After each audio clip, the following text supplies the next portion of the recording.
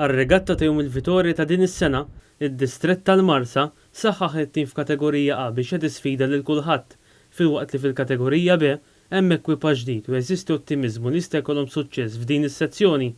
Jekk jidher li hemm titjib għat-tim Marsi fil-qaddifa, mhux l-istess jista' jingħata tal-faċilitajiet, bis-segretarja tal-klabb Xejżi Guzman tisħaq li din hi l-akbar diffikultà għalihom.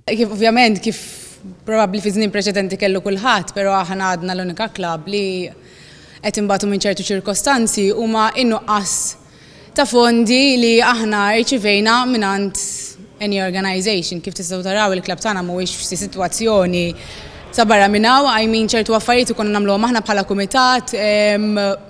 Ovvjament nibqgħu nissistu biex forsi xi ħadd jgħinna, ċertu fondi, ċertu affarijiet ma sax tagħmilhom inti, ma sax iġibhom mill-sponsors għax daw jirrikjedu flus kbar. Fl-aħħar edizzjonijiet, il-klabb tal-Marsa dejjem kien kompetittiv mal-aqwa klabs.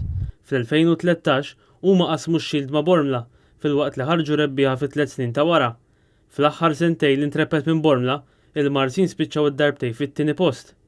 Id-Distrett tal-Marsa rebaħ ir-regatta ta' Settembru 13-il darba.